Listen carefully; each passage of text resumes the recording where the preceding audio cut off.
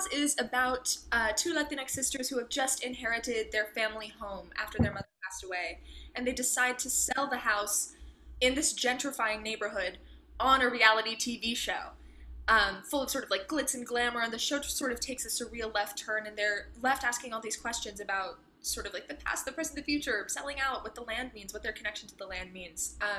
And the inspiration of the play really came from two places for me. The first is my own personal history. I was born and raised in Los Angeles, in a changing Los Angeles, in a little pocket of the city that was really gentrifying as I grew up.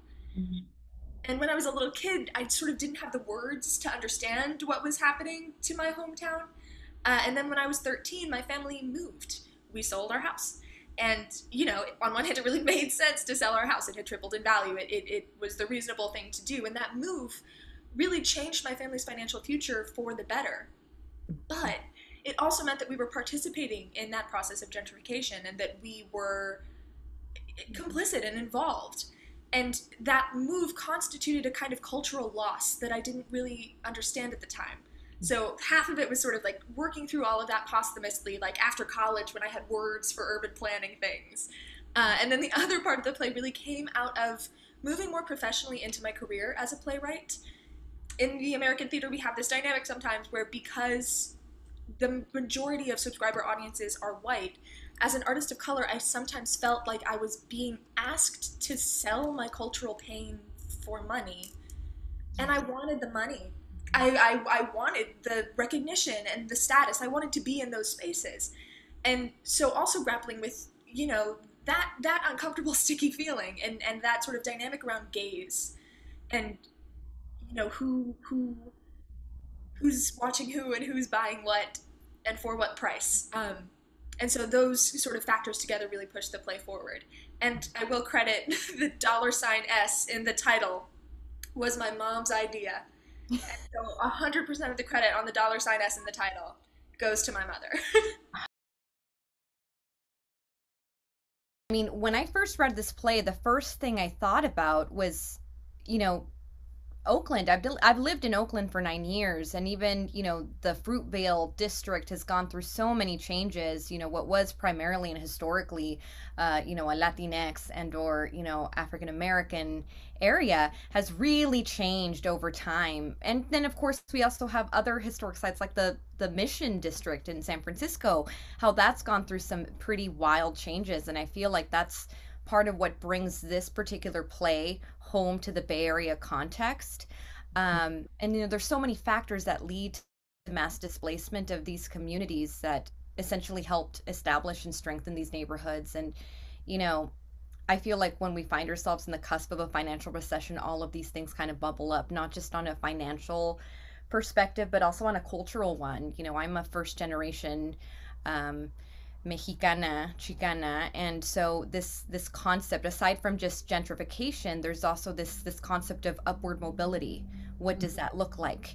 What is, you know, the value? And for second and third generation Latinx community folk in particular, there's this concept, as you mentioned, Eliana, of like selling out or to be a vendido, literally a sellout, and it brings into question what you give up, what it took, the price that it takes to establish roots in a place, what took 5 generations to build can be sold in one.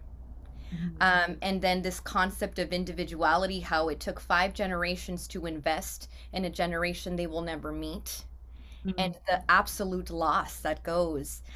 You know, there's always an opportunity cost there, and so I thought it was so rich and so complex and just so juicy to get into this topic because it's not it doesn't function, these themes don't function on a binary in many ways.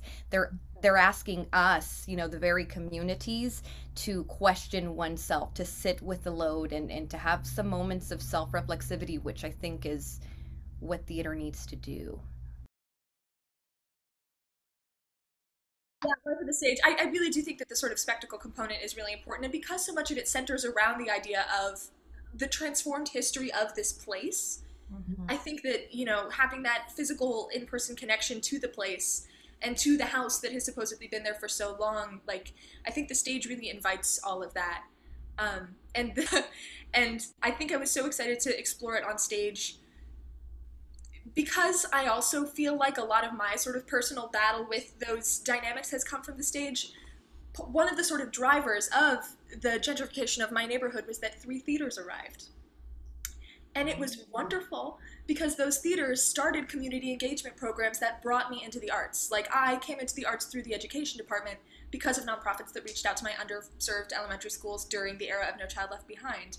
And those theaters started an arts-led gentrification process that made the neighborhood more attractive to a different socioeconomic strata, and it was the beginning of the end.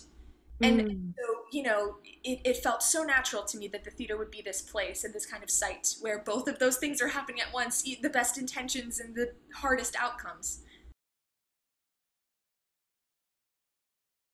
Mobility is not just purely economic. It's cultural, it's spatial, it's so many different things, and for different generations will mean different things. And I think that the undream is a disillusionment, the realization, the inescapable disillusionment. Nothing is perfect.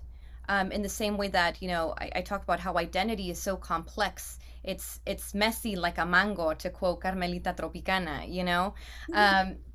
It is. And so the disillusionment of feeling like I may not be completely whole, which is what I feel in both of these sisters and their relationship. You have one that is so desperately trying to come back into the community, the other one which of pain and trauma is trying to back away. And so either way, it's, you know, the old Chicano adage, ni de aquí ni de allá, from neither here nor there. I am a little of both and therefore feel somehow unwhole at times, right?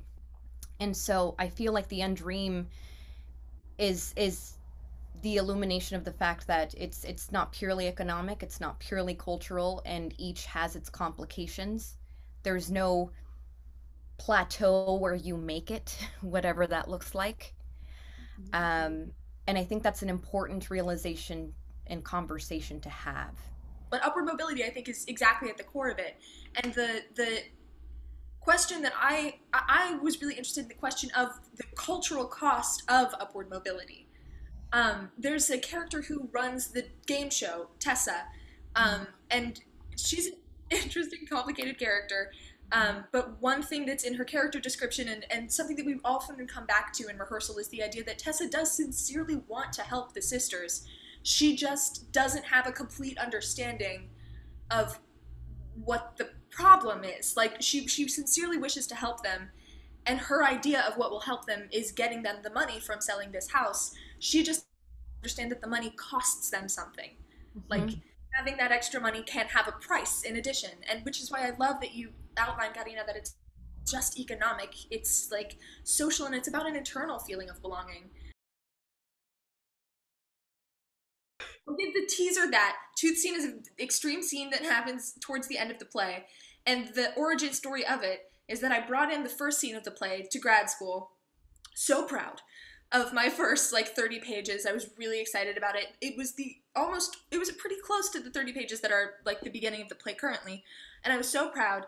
And then my teacher was like, this is fine. He was like, but what are you gonna do that's really fresh? You know, what are you gonna do that's really exciting?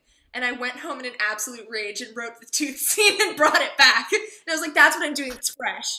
Fine. Like, have you seen that before? That was, like, really my rude snot-nosed response is where that very intense scene came from.